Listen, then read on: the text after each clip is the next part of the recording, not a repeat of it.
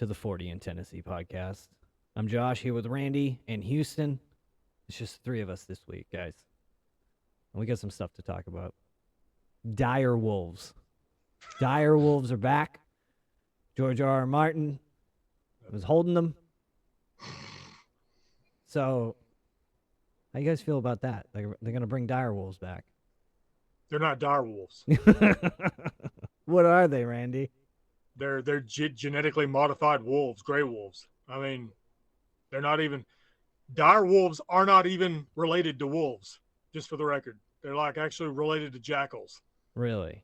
Yes. So they also were tawny colored. They're not white. The wolves that they engineered are to look like the Game of Thrones dire wolves, and that's why Martin. I remember, what is it? G.R.R. Martin? J.R. Yeah. No, yeah, G.R. G.R.R. Martin? Wait, what do we say? Just close George, enough to Tolkien. George R.R. Martin. Yeah, Yeah. George R.R. Martin. But that's why he's so heavily involved with it, was because they were trying to engineer wolves that look like dire wolves from Game of Thrones. Did you hear the story that he talked about where Peter Jackson called him? No. Or Peter Jackson called him and was like, I can't tell you why, but you need to call this number. And like legally, he said that he couldn't like tell him what was going on. And so like, yeah, dude called and then found out. It's like, okay, yeah, we're going to have you here do a photo shoot and all that stuff. And he was like really excited. But like, yeah, he got that connection by Peter Jackson just telling call him, this blindly number. call this I number. can't tell you why. You'll want to answer this phone. This is like they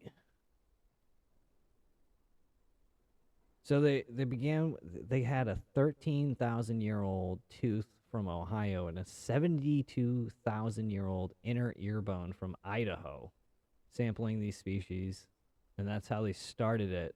And then they modified. They used CRISPR they made 20 strategic edits across 14 genes, with 15 of the edits recreating extinct gene variants. Now, I don't know what most of that meant, so I know they're doing some fucking Blade Runner style Gattaca. I mean, it's super awesome and super cool. It's super interesting, but have movies not taught us anything? It's just, well, yeah, exactly. Have you ever seen Splice, the movie Splice? Yeah, that movie gets screwed up real fast. Yes. That's with Adrian Brody. Yep, and Sarah Polley. Yes. Great movie. Great, like, it's super really interesting. You should watch it, Houston. Yeah. Sit down with Kayla and watch it. It's a family film. It is technically a family film. It's technically a family film.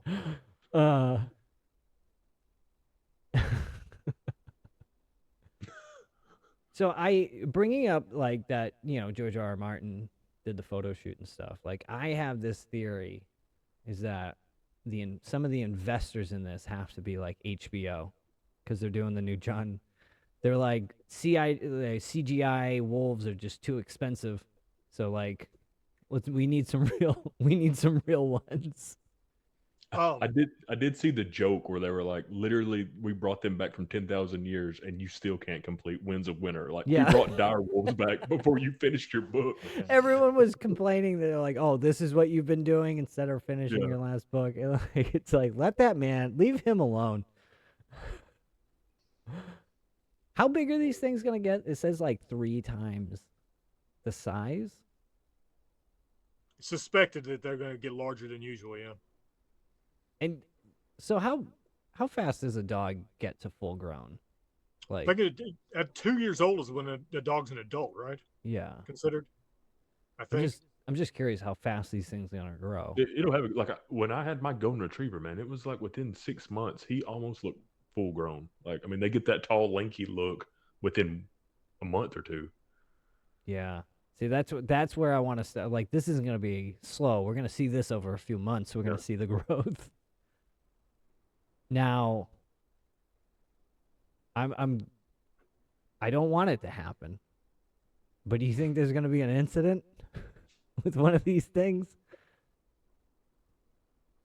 Do you think it's going to be healthy? Like, most of this stuff. That's true. Like, I don't know how to.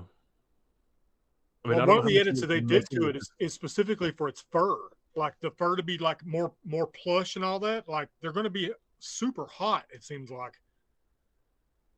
Yeah, they did the same thing when they made the mouse, the woolly mouse, Yeah.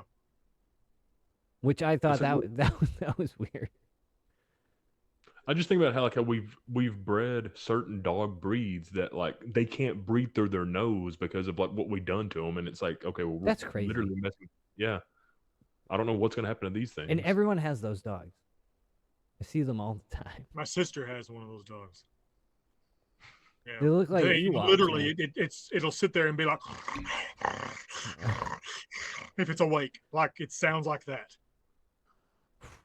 which is horrible. Like the thing is what just have we literally done? struggling to breathe every conscious moment it's alive. It's so screwed up. It's so screwed up, man. It's her baby. I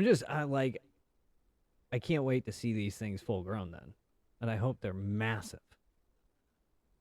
Like It'd be like those wolves, the Rust wolves from 40K. Yeah. You know, people are riding on. Yeah, that's what I'm waiting for. If they're that big, could someone my size ride this thing? You know? I'm an average build. You've got an elvish build. Yeah, I'd say. Yeah. You but totally. Is this how we get wargs? I mean, Morgs. Just the beginning. yeah. That's how it happens, man. That's how it happens. I saw another like people were getting mad because it's like we have a whole House of Stark and you pick Khaleesi as a name, like you could have had Sansa and everything else. Like, come on, Yeah. guys. Did you read this book? I thought I was like, oh, that's cool, but I was like, there's a lot of Yeah. Stark children you could have. Or Arya. Arya would have been Arya would have been a good good. I one. hate Sansa, but yeah. But they could have named him after the actual wolves in the books. Yeah. Yeah, you think, right? Ghost and all that. Ghost and Summer and Yeah. I forget the other ones. Was it Shaggy Puppy? I think there's a Shaggy dog. Shaggy Dog was one of Yeah. them. It's been so long since I've watched that series, man. I did a rewatch. I think last year. I Yeah. have to. I just love having that opening play. Oh, it's a great show. Yeah, So that's good. my number one. It's so good. But we're gonna talk about cryptids, okay? I know you guys listen. We're all big movie nerds in this group. But talking about incidents. We want to talk about aggressive Squatch behavior.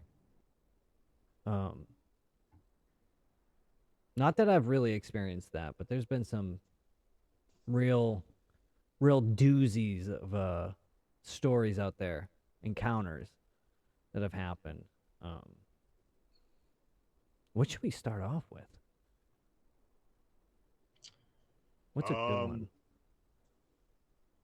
I know locally with us, there is a story going back to the 1800s of some people that basically got down into a hollow, and the people went missing. And when they went to go look for them, they found them torn to pieces. And it was supposed to be, the boogers that got them. I would say that classifies as a violent, or aggressive That's pretty aggressive. story. That's really aggressive. So, You gotta let the Wookiee win. yeah, Type deal there. that was in Now- Savage Gulf. Savage Gulf. Okay. Yeah. What was the incident?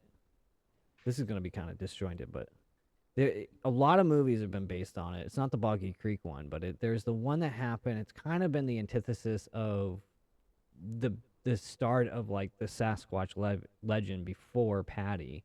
It was like a group of miners. Oh, the Ape Canyon incident. Yes, there's been Yes. a lot of. I've been going through a lot of the history, seeing what the first one was, and that's what everyone kind of points to as like the first, real documented or investigated telling, and that was a group. I don't know how many guys were in there, but I think it was 4, I believe. What year photographs. was it? I think it was 1924. It was the same year, if I'm not mistaken, as the Albert Ostman incident, where he got taken by the Sasquatch. Yeah. But in And where the Ape was Canyon he? incident was out in Washington State. Where was Albert Osman? Where was? Albert Ostman was up in British Columbia. Oh, he was up by the that valley, right? No, he wasn't. He wasn't that far north. Okay, the Valley of the Headless Men. But he was in British Columbia. The area that Albert Ostman got taken is now a national park. I don't remember the name of it, but it's all a national park. That whole area It's is. not Albert Osman. But the Ape Canyon incident happened in Washington State, and I don't remember the names of the guys involved. So, but there was four gentlemen. They're prospectors. They were going up to this one cabin that was way up in the mountains, and they talked about that as they were ascending up the mountains to get to where this cabin was. They noticed this ape-looking thing that was looking at them from behind a tree, and that's what got their attention of these things. And at some point, if I'm remembering the story correctly, they took a shot at one of them, and one of these ape things, and they said it went off a cliff, and as if it got hit.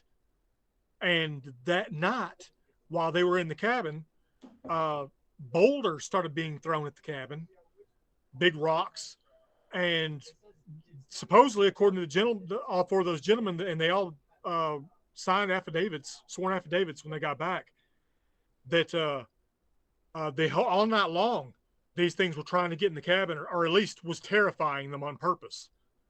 I think that was more they were terrifying them on purpose, because I think if they wanted in that cabin to get hold of them, they could have. Yeah.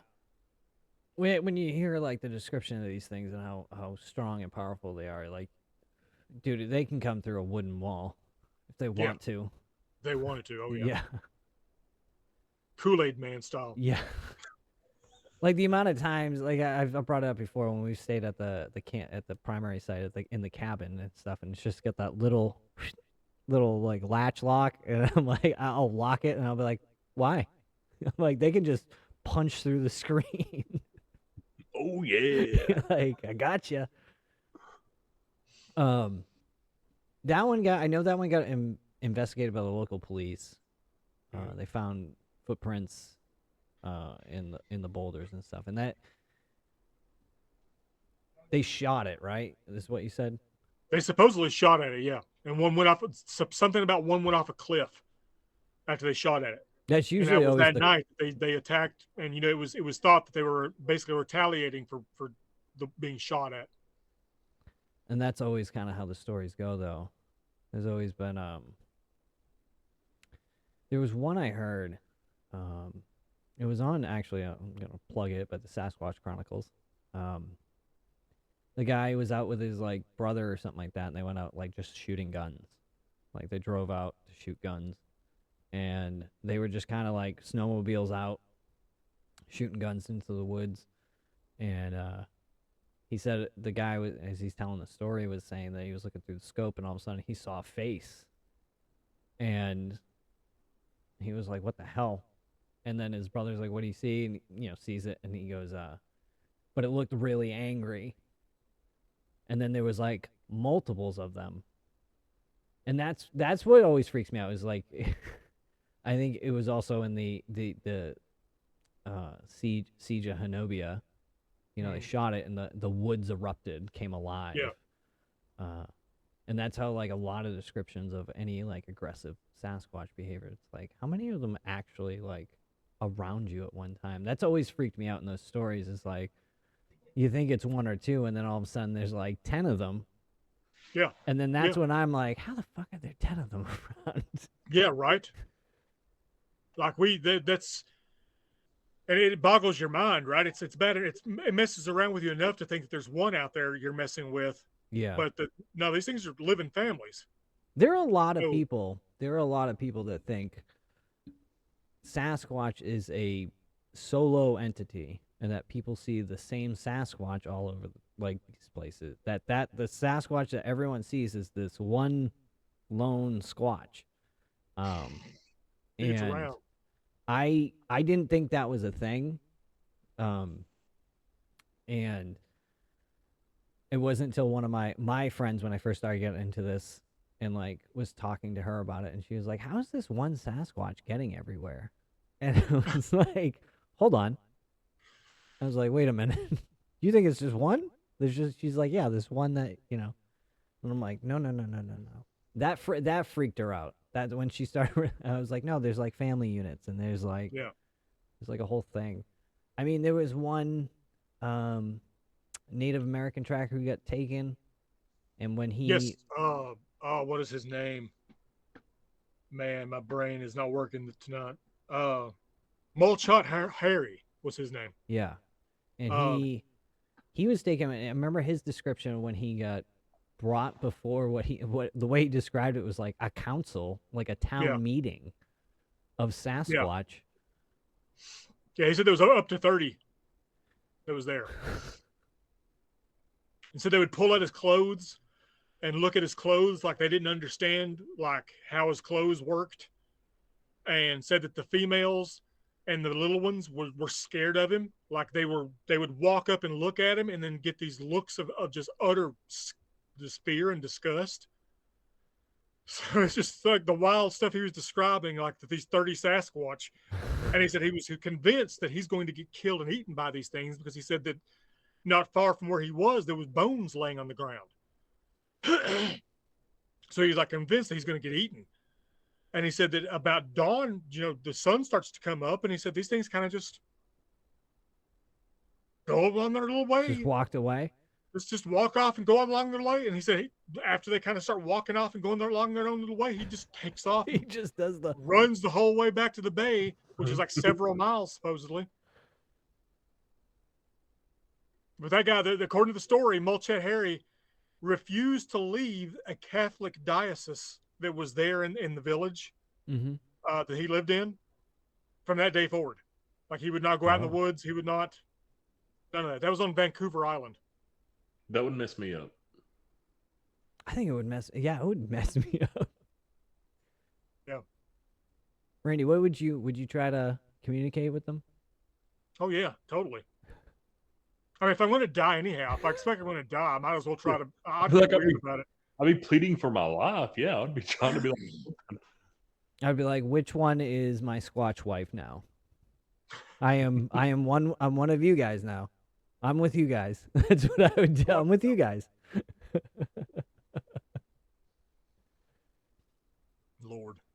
I mean, it's a terrifying thought to think, once you think about all the descriptions of these things, just the description of Jughead, of the sighting you had, Randy, right? The size of that thing. And then really thinking about it, because you saw it in a very like tranquil moment. It wasn't like aggressive. It was just kind of like an type moment. Just walking. Yeah, just walking, right? Which even me and you've told me this story so many times, and it is hard for me to actually like imagine it and like actually think about, because I've been in that location so many times, like the sheer size of seeing something that big, but then taking the step back and being like, if that thing were to hurl a boulder, yeah, right, or come after me in some way, like that's a very terrifying thought, to be kind of stuck in a tinderbox. Well, imagine, something that size. I mean, we've had rocks thrown at us. We've had rocks like literally right between our heads. They would have taken us out, man. Yes. I mean, imagine the strength these things have. Like they could take your head off with one of these things, with a rock, if they wanted to. I wonder if they don't actually use them to hunt. They'd be effective as hell as a hunting technique, just to, knock baseball out a prey. Baseball toss the freaking deer head. Yeah, you're not going to hear it until the last second. Yeah. So by the time you've heard it, it's already hit you and you're down. So how strong do you think these things are? We just made the same face. We both. I have seen and I say freshly broken because I remember on the video, it's in the YouTube videos. I comment on I can smell the cedar tree, right? That's broken there that I find. It had to have been broken that day. I don't know how. I genuinely do not know how they can break trees like that, but they can somehow. So that puts them, and this sounds, oh my God, this sounds Go so ahead. bad. Just do it. It puts Well, them in like freaking Hulk strength, dude. Yeah. Like they have a superhuman strength. And before anybody's like, well, that's stupid, blah. If they're anything like any other apes Yeah, on the they're planet, fucking we're strong. the only apes that do not have, and I don't remember the gene, but there's a certain gene that all the other primates have that we don't have that is basically a strength gene. And that's why chimps are 15 times stronger than humans and why gorillas are so freaking massively strong. And we're not. We're these delicate little babies by comparison. If they had that gene and you're that kind of big and that kind of size, God only knows what you'd be capable of. Yeah. so I saw that boulder thrown the first time, that my first incident. I couldn't pick that rock up at my youngest best. So much less throw it 20 freaking feet, 25 feet. right. How big was the tree that you saw? Is that the one right over the trail? Yeah, that I'm actually talking about. It's over the trail and stuff. It's still there that way too. Yeah. It was at least 5, 6, 7 inches thick. So I mean, it was a healthy tree. I know you've talked about in the past that like you thought that they may get up there and swing and to get them across. Yeah, maybe. That's the only way, because realistically, my brain's trying to figure out how in the world could you possibly break something like that? And that's the only thing I could come up with is they get on top and ride it until it finally just pops. Yeah. But realistically, when I really think about that tree would probably pop a lot farther up than it would 5 foot off the ground, which is common. What you find in tree breaks is like 4, 5, 6 feet off the ground. That's where it's broken, popped off. It's almost like it's broken right at eye level for us just to notice. Yeah, that was a impressive one. Because it was a fresh tree, so it was like, it has that like bend. So like part of it's ripped out, but like the other part's still like attached to the broken part. Yeah. And I took that video 8 days after I saw that juvenile. That was when I was coming back from seeing that juvenile for the first time. I didn't go out there for 8 days. I'm coming back and there's trees laid across the trail. Like, don't come here. I actually commented in one of the videos. I'm like, please, somebody tell me why I keep doing this. Why? Yeah. After that moment, I mean, I know you took 8 days off, but like, you went back up there. It was 8 days later that rock got thrown that goes up on the trail, and I had that 11-minute standoff. So. Yeah, they were probably upset that you saw the little baby. Were they? Like, I don't know if they were, or like, was it intentional that I got to see the little? There's some days I think I intentionally got to see the little one. Almost like they were letting me see it to kind of be like, here, look, we've got a family, Yeah. Maybe I'm just throwing my yeah. human I'm anthropomorphizing it way more than it really should be, But I mean, like, you were going up there like every day though at that point too. Almost about every 2 days. Yeah. Yeah, never really got aggressive behavior up there, other than when we got the rock thrown at us when you called him an asshole. That was like the most aggressive behavior I've ever gotten. Yeah, it was. So, and that's why I'm convinced too that they know what some words mean, man. Like, of course, they know what the swears are. The cryptolinguist guy that's going to be at the con in August, he agrees with me because I've watched his videos where he talks about it. That he says that there's in some of the language where they pulled it apart, it almost looks like they're bilingual, like they're actually throwing in. He said there's one recording he got, and it said that it looked like there was Spanish words in amongst the Sasquatch words. But it would make sense as if these things are growing up in the woods around populations of people, and they're watching people whenever the people are in the woods.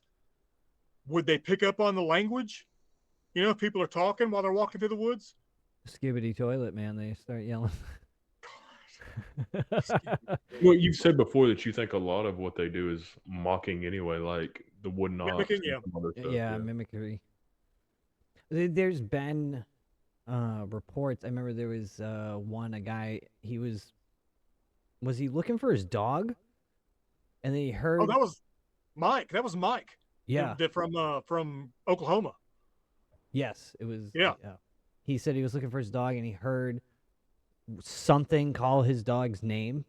Yep. He said it was his voice out in the woods calling for his dog.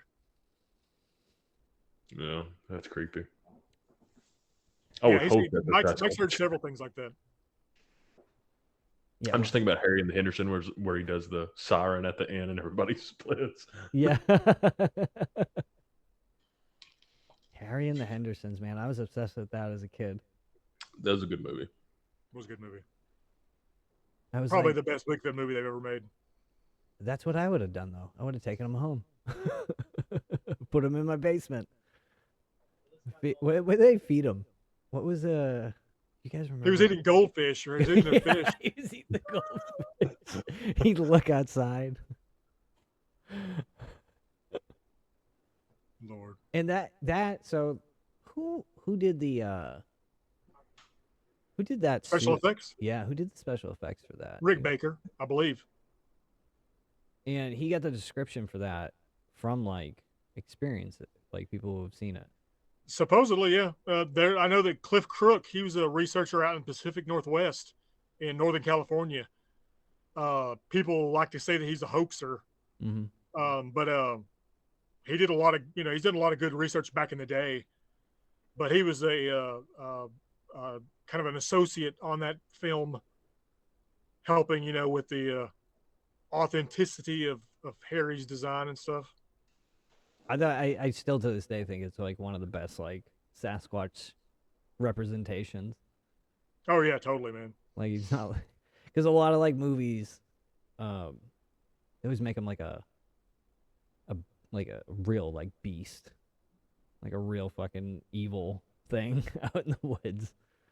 Yeah, there was a movie that came out not too long ago. I think it was like 2020, 2021, and I don't remember the name of it, but the Sasquatch in it looked like a baboon, like a giant evil baboon. And they're like, we decided to go with a different route for our Bigfoot, and it's like that's not even a freaking Bigfoot at this point. that's some kind of monkey. Did you watch the man who killed Hitler in the Sasquatch? Yeah. Have you seen that, Houston? Have you watched that? No. I know we recommended it. It's awesome. You'll freaking love the movie. Sam Elliott, yeah. Yeah. That story of like an aggressive Bigfoot, that kind of freaks me out. That what they did in the movie. Yeah. The Sasquatch has rabies and is like super like just going on a tear. Speaking of an aggressive Bigfoot story, and this came from Sasquatch Chronicles too, but did you ever hear about the guy that talked about that he was visiting this old vet, and this vet took out some photos, and the photos were of basically like a Bigfoot taken from above, pictures of like a Bigfoot running. And the guy said that he was on a kill crew. I know this story. I know this story. Yeah. I know this one. Where this family of Sasquatch had murdered a family of campers, basically. And the army basically like took random soldiers not random soldiers, but called up these soldiers, independently, and was like, we're going into this one hollow. Your target is, be ready, blah. Didn't really give a lot of information, but they were up in a helicopter and said that they saw one of the things tearing across the the valley. And that's where they got the video of it, or the pictures of it. Yeah, so part of that story is like, from what the version I heard was, the guy was actually like a park ranger, and they had this incident. The family gets attacked. Someone gets killed. a department comes in, a 3-letter department or some shit comes in.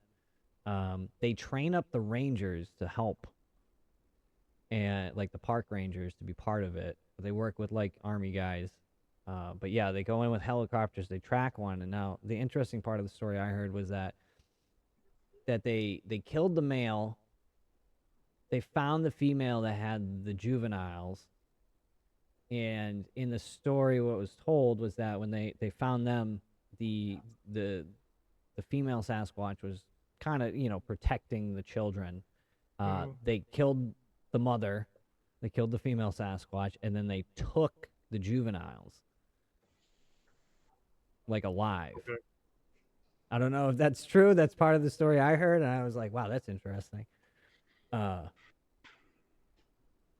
And they raised him to do black target. Yeah, now we have special ops Squatch. Tactical Sasquatch. Look, they can hide anywhere, man. They're fucking everywhere. Like, who's the best stealth in the planet? There, Bigfoot. But like that's an interesting story. So there was something that happened recently, and I say recently in like the past like 10 years or something like that. There's a group, and hopefully this will spark your like memory, Randy. There was a group it's like a research group, and kind of well known. They came across like a campsite that had been like torn apart. Oh, I know what you're talking about. And then like while they were there, like FBI rolled in and all this shit. Yeah. And they got like questioned. Do you know that was in East Texas? Yeah, the East Texas. Yeah. Do you know that like incident, and like can tell us that one? I don't know the details of it, but supposedly the basics of it was a Sasquatch came in, and there were 3 people in the campsite, and it killed all 3 people. Mm-hmm. One person was found up in the Y of a tree, supposedly in their sleeping bag, but it was just picked up and just shoomp. That's been, and then like I forget the group. Do you remember the group? Because one of the main guy in the group was actually pretty well known. He was, yeah. I don't remember I can't remember his name off the top of my head though. Yeah, he was like him and his group were pretty. I can't believe I'm saying it was pretty well known, but I can't remember him. Because I remember when he was coming out talking about like they got like interviewed afterwards or interrogated and stuff, but they were asking them questions about like migration patterns and stuff. They were asking like really specific questions to this research team about Sasquatch. Yeah. Department of Interior, man. I swear they're up to something.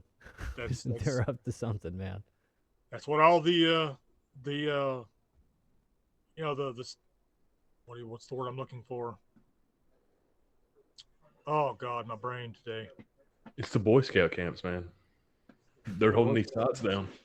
Yeah. The whistleblowers, the whistleblowers supposedly, if you want to call them that. They all claim that's who's over the Bigfoot stuff is the Department of the Interior. How many whistleblowers do we have in the Bigfoot community?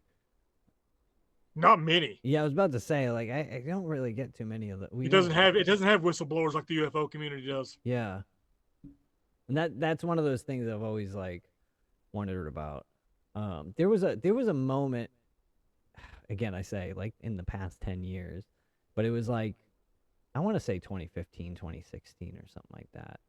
I had read or was looking up something, but there was a point that our government was like, we have evidence and we're going to release video of such. And of course that just, again, it could be, I read it on the internet, you know?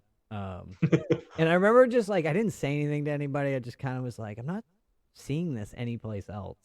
Like no other like channel, no like, Squatch channel or anything like that was like talking about it. So I'm like, I'm just going to wait quietly and just kept like monitoring like the news, waiting.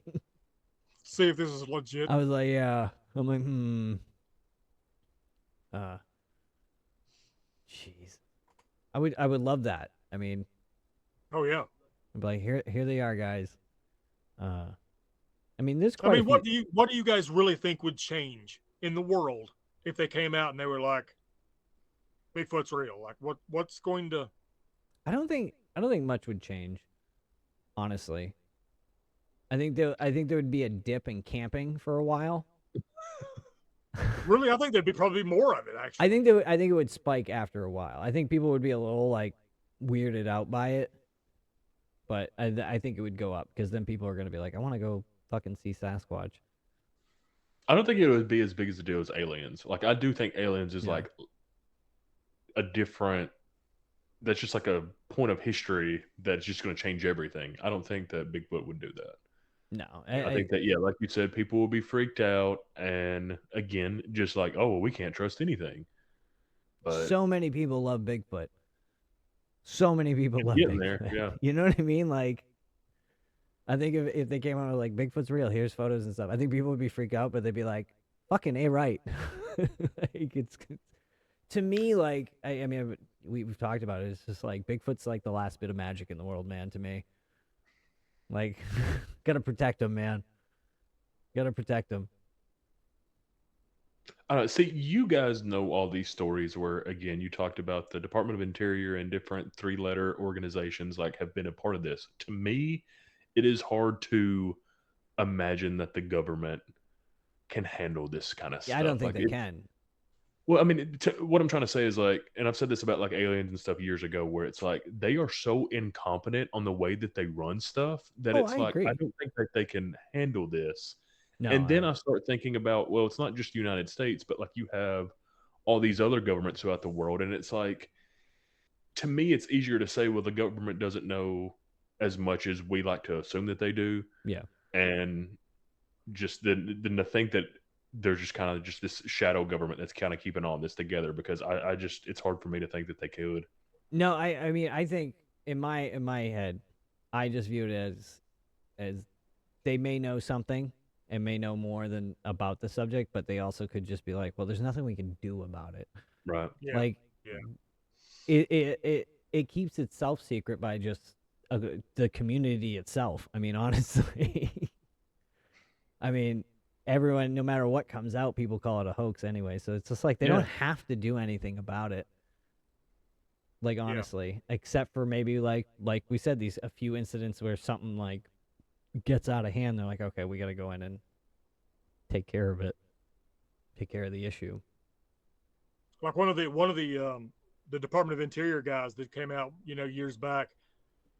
He was like, how do you exactly do you explain to the American public that you've got relic hominids living on their back 40, of their property, and they've been living there the whole time, and sometimes they might, take children, and sometimes they might eat your dog, and sometimes, there's all this, there's complicated things that go along with like the reality of this, like it's not like what it wouldn't be like finding out there's spotted owls living on your property and they don't have habitat to build their nest. It's like there's a human cousin species that's living on your property, and Yeah.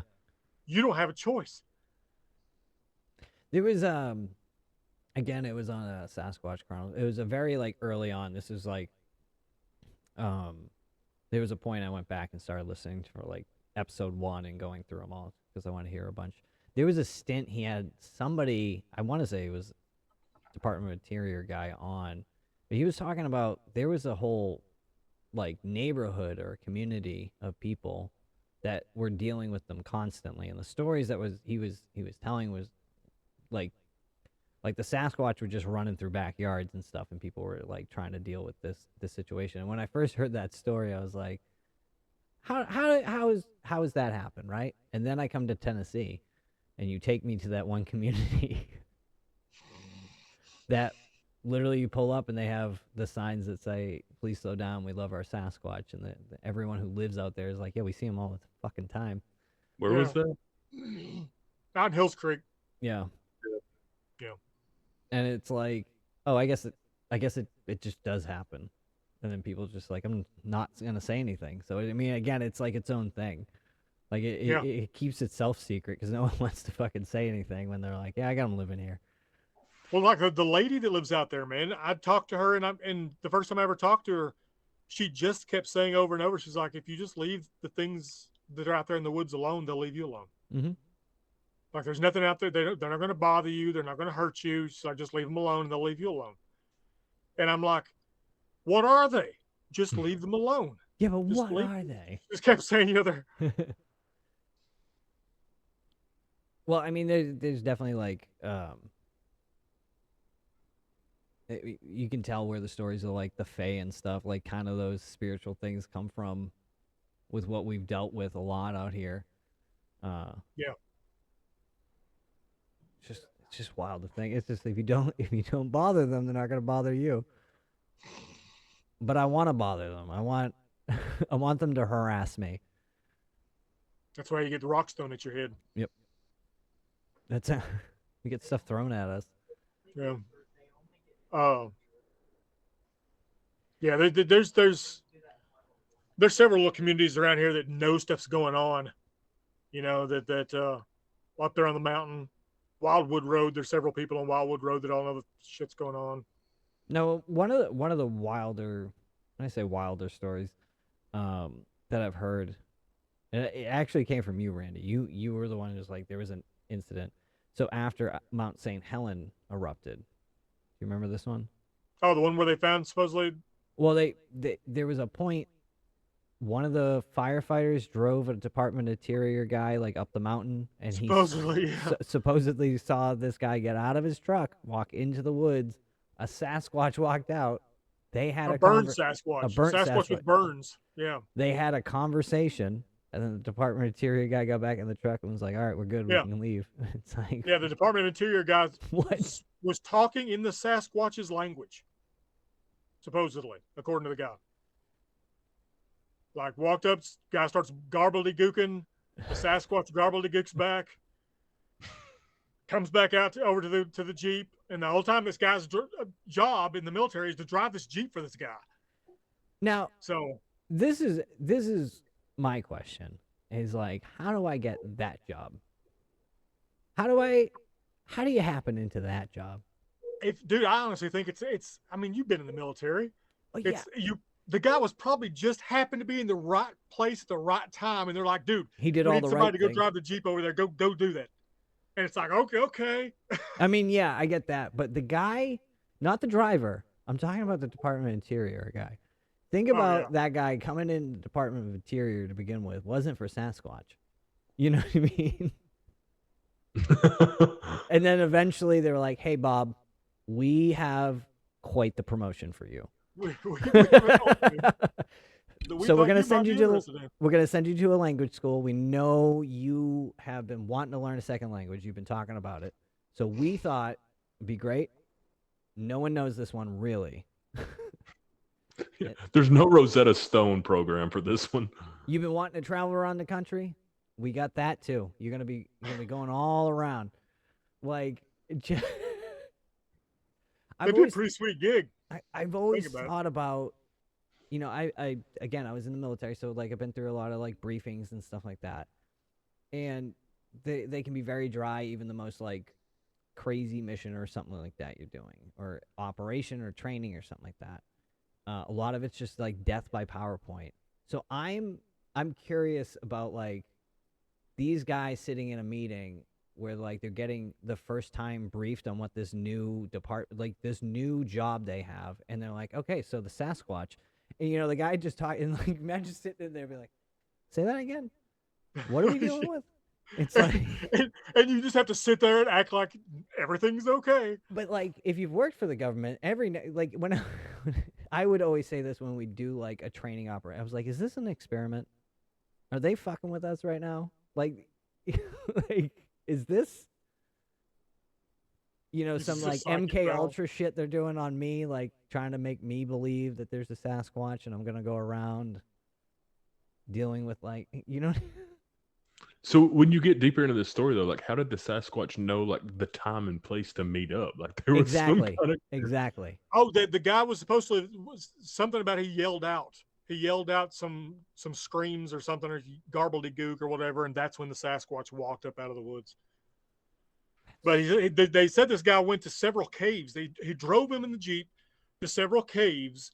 The guy went up to the front of the caves, screamed gobbledygook. Nobody came out of the caves.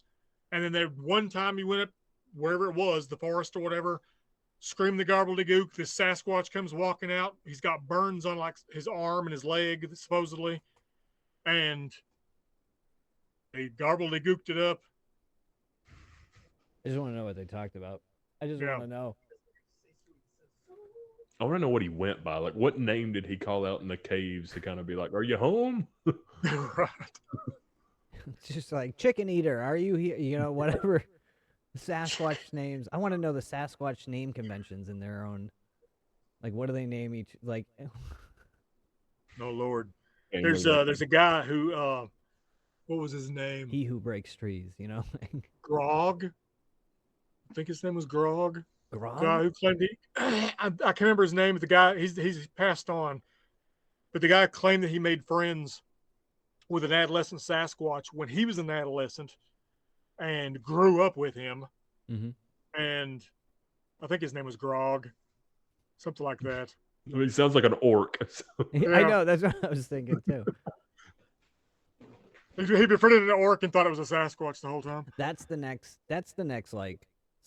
Spielberg needs to do that, like an E.T. version, but it's like Bigfoot in the backyard, and then like he's trying to hide this juvie, trying to get him back to the Department of Interior's chasing him. You know, Tim and Squatch and the bike. Squatch is hanging out on the back, screaming its ass off. Yeah, he's fucking. Ah! Does he go jumping off something? Yeah. Explosions. And then Elliot goes off with the Sasquatch, and that's how it ends. He leaves. Goes to live with him. Yeah, that's a horrifying prospect if you really take it apart. They find Elliot's clothes. I'm going to abandon civilization completely. Just live with the Squatch, man. Trust me, there's been times I'm like, I thought about like the Albert Osman story and stuff, and I was like, I just need to be taken. Make sure I have my camera with me, and that's how. Need to just let them take me, and then I'll just gonna have to get out of there. Like, here's a weird question: do you think really, with the amount of humans that are on the planet now, right, especially across North America, do you think there's areas where Sasquatch don't know about humans? Oh, yeah, for sure. There has to be. Really? I mean, there's uncontacted tribes in the Amazon. Yeah, that's immediately what I thought about. So it's like, yeah. But where? Okay, now let's think about this. No, hold on. They don't know about humans. Like, they're not in contact with other Sasquatch that can relate that. Oh, if you walk 2 days this way. I mean, I don't know what their postal service is, but like, yeah, I guess if they're communicating with each other, they have to be communicating with each other. But like. Hold on, no, we're keeping this. This is a good conversation right now. Where would they be? Like, I would guess. What is some of the most the remotest like areas in the U.S.? Northern Alaska. Let's go. Let's get down. Let's come down. All right. Let's come to our area. Yeah, Alaska's easy because it's fucking huge. Where down here in our neck of the woods would be like real. Our neck of the woods? I don't think there is. I don't think there's any place where Sasquatch could live in the southeast United States where they would not know. That's fair. That humans exist. Yeah, it would have to be further. There's no place wild enough for them to, far enough for them to range. So anywhere in the world, though, you don't think? I mean, the world, sure. Okay. But I mean, in the U.S., I don't think in the continental U.S., except for maybe Alaska, where there's some areas, where really humans just don't go. That'll be an interesting first contact. They've never they steal your women up in Alaska. Oh yeah, that's what they talk about, right? Yeah. It's like the old story. But I mean, that's a story that goes along. Like that's kind of a consistent thing through like the history of it. Of stealing women. Yeah. Oh yeah, the Native Americans even talk about that, stealing women. There were some Native American tribes that talked about that some of their warrior heroes of legend were the byproducts of basically women being taken and then coming back pregnant and giving birth to, like, I guess, what would be a human Sasquatch hybrid. Squatch. That would have to be ugly. Fucking Daywalker, man. Fucking all the Yeah. strengths. Again, like Blade. I think you'd either have all the strength or you'd be the sickliest. Just, Really weird looking. poor, horrible genetics. Oh man. And now what was it First Nation that went to war with them? The First Nation? There was a tribe that supposedly went to war with them. Yeah, they caught, what was that one? The claim of I think it was the Cree Sasquatch War that they talk about. I just remember like they were fine, and then I think it was because they started taking the women. Yeah, something like that. I'm just sitting here thinking about Sasquatch babies now, like some hybrid that we have, look like Sloth out of the Goonies. Hey, you guys. Rocky Road. Just massive, full of love. Yeah. One eye like a good inch lower than the other one. Oh. So, how many, like, there's a lot of sightings out in the Rockies, right? Oh yeah, Sierra Nevadas especially. Oh, that's aggressive. I've never told this story on here at all. There is a biker that my old boss Jack introduced me to named Callie, and they call him Callie because he's from California. He told me that when he was in Eagle Scouts, he has a 17-year-old in Eagle Scouts, and I don't remember the name. It's on my map. You can look at the map and go to the Sierra Nevadas in California, and you'll see the spot there. But basically, he was in his tent reading a book, and he said he noticed out of the corner of his eye something moved the tent, the doorway off to the side. And so he goes to look to see what's doing this, and he says he's greeted by this giant face of this just ugly looking man with a giant flat nose looking in the tent at him. And he said, and like he jumps out the back of the tent because he's freaked out. And right after this, a boulder lands on his tent. Oh God. So, yeah. And he said that if he would have come out of the tent, he said that boulder would have landed on me. Oh my. And that would so like, and he said for the rest of the night, he said all of the campers that were there kept complaining about rocks being thrown from this one hill. And he showed me, and it was wild when I was talking to him. I actually popped Google Earth up. Yeah, did he was interviewing him like in real time, like showing you, like he was telling me, he's like, yeah, we were at this campsite, so I looked at the campsite. He's talking about I was in this cabin and we were near this one hill, and so I showed him all the hills in the area, and he's like, how are you doing this? He was just befuddled that like technology would allow that. I don't think I would stay the rest of the night if that happened to me. If I saw somebody and then a boulder crashed in, that's like, he said they were there for 2 weeks, so he didn't have a choice. Was that night one? I think he said that was night 3. I believe he said. Oh my God! I'm like, we're all sleeping in the same tent. Yeah. But like, could you imagine, something's moving your tent and you just go to like look to see, and it's just a giant ugly face, big dumb Sasquatch face looking at you. That's wild. So the aggressiveness, do you think that's regional across the United States? I think it's, if you go by what most people talk about in the South that they're really aggressive down here, right? And the theory is because we don't have much land for them to disappear into. They don't have the woods around these areas to go hide, and so they have to be more aggressive just to survive.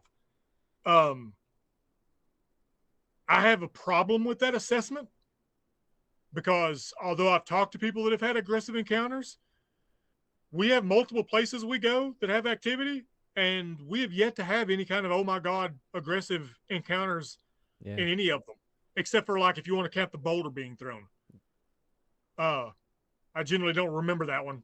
I don't count that as aggressive because I count that as more as like it was trying to get my attention. Mm. Uh, That was the first encounter, right? When you was a kid. yeah, yeah.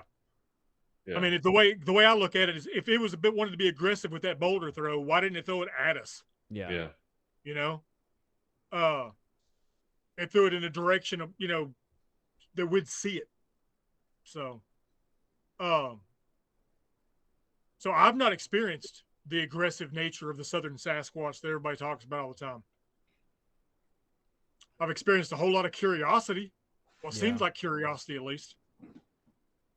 Yeah, that's the most I've ever, like, I go back through the old footage and it's just like I've always had the GoPro on me on the rig, and you can just see me, like, I've never had like fear in my eyes or anything like that. I was always very like excited, and like I never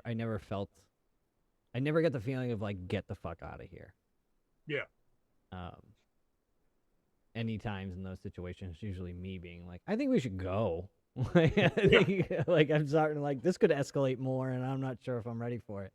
Yeah. Definitely been moments where I've chickened out and been like, okay, it's time. We gotta go. We gotta go. Yeah. Yeah. Yeah. No, but we have, you know, there's stories and encounters up in Maine. I hear like aggressive encounters there.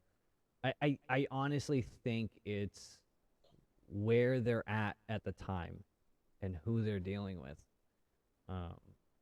I think that the ones we deal with mostly, like the quarry, they're mostly like kind of quarantined off from the world, so they don't really deal with too much happening up there. It's pretty calm. I think what we get from them is the curiosity. The campground, the primary site, I think that family has always been there, and generations upon generations upon generations have grown up next to a youth camp with kids. Yeah. So they're used to humans.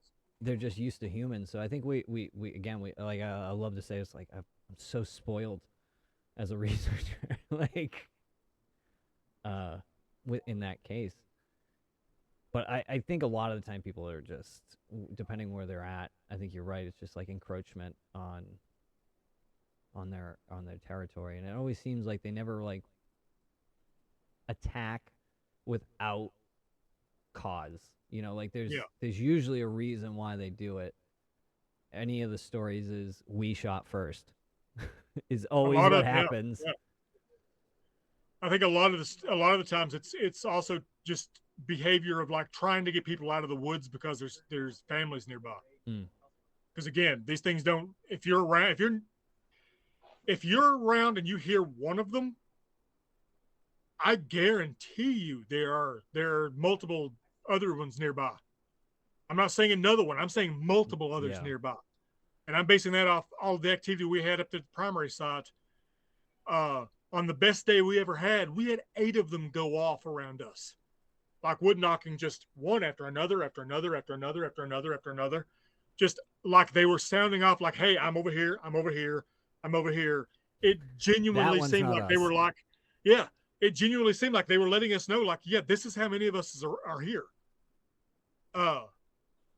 And so like, I'm convinced that if you're around near one, they don't travel by themselves, I don't think, as much as people think they do.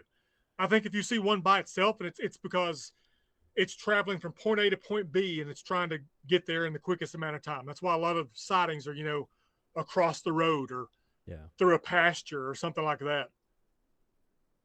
They're traveling. Chasing Catman. It's not because they're, what's that? Chasing Catman.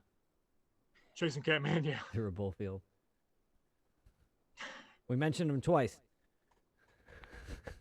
You have to get him drunk. I just think it always fascinates me that I actually was just writing about it, was the I don't want to talk about the mall incident. When I came down, I had showed up at Randy's, and he had picked me up. We got back to your apartment, and we were like, "Where's Catman?" And of course, whenever you say "Where's Catman," he shows up. So he knocked on the door and come in, and then he he walks in, and the first thing, after like greeting each, warm welcomes from Catman, he was like, "Oh, Randy, did you tell him about the mall?" And Randy was in the kitchen like washing dishes, and he was like, "I don't want to." He didn't even look up at us. He's like, "I don't want to talk about the mall." So of course I'm like, "What the fuck happened at the mall?" In which Randy told me, he's like, "Oh, people were saying they were hearing stuff back there, and you guys went back there and got a rock thrown at you over there." To me, I always thought Sasquatch is deep, deep, deep out, which that's where they usually are. I always thought they would steer clear from us, But like you said, you're like, yes, it's all fun and games till they're right in your backyard. They're right there in front of you. So I always find it's so weird to think that there's so many around. I know they're like probably little pocket communities, but to think that they're, out there still fucking going and still people looking for them and not like, I don't know. To me, I'm like, how the hell do we not have like, there's great footage out there. I've seen some great footage, but like, it's just it just fascinates me that they come right up on us in that sense. They're fey, man. I've steered away from that for so long. Closer. I don't. Tree portals, man. This was in the beginning of it when I first started down this pathway of the Squatch. Having a friend and his at the time his girlfriend, and she brought up, we were talking about Bigfoot, and I was showing her footage of stuff, and she was like, "Faye," and she started being like kind of correlating some stuff, and I was just like, look. I already sound crazy enough. Like, I don't need. Don't try to outdo my crazy with more crazy. But now after 10 years of doing this, I get it. And you're like, what the fuck? It all starts to kind of add up a little bit with the Fae angle does freak Dude, look, me if out. they're not a relic hominid, I'm going Fae mostly, so I'm sticking that to would relic. at least explain all the weirdness. I'm holding strong to relic hominid. Yeah, that's what I'm on. I'm on the relic hominid train, much to the chagrin of some researchers. Oh man, I do, and now Houston put it in my head like the uncontacted Sasquatch tribe. Are they out there thriving? I hope so. I guess there's some places in the Rocky Mountains that it would be desolate enough that Now, do you think you could live your whole life out and never see a human being? now? So yeah, But yet, if one of them did and came back and said, "I saw this thing," do you think that they'd be believed by the Bigfoot? Do you think in those communities there's human researchers, the Bigfoot that go out looking for? Looking to interact with humans on purpose. Be like, I'm telling you, they're out there. I saw them. I'm telling you, they're smarter than you think they are. there is Everyone's a difference. screaming gobbledygook to me in the woods. When you first asked me the question, I thought like, are there ones out there that's probably never seen a human and never will? Yes. Now, Probably. that's different than are there ones out there that don't even know where like humans exist? That's a different question. I took it as in like some of the places we go, it is remote, and it's like you could live your whole life there, whatever that lifespan is. I mean, yeah, and maybe again, see like 10 humans the whole time. Yeah, or zero. Yeah. Like maybe you are somewhere. I mean, like Savage Gulf or something where it's like, dude, there's not a lot of people down there. Like if you're like living in with a couple square miles or whatever it would be, like yeah, you could go years without seeing any. Maybe that's a bad example, but like I'm sure across, again, we talked about like Alaska and stuff. It's like, yeah, there's probably stuff up there that's like never will see a human. Yeah. There's probably turtles that are never see a human. There's probably like all kinds of different things, Yeah. Do you remember those turtles we found in Cardwell a couple of years ago when we were climbing? Yeah. right out in here mid-coitus. They We found them like right in mid-coitus. It was weren't hilarious. expecting humans to show up. Yeah, and it was like this is the first time they've ever experienced humans, and it's like this is the most embarrassing moment. You guys like, gotcha. I'm curious about,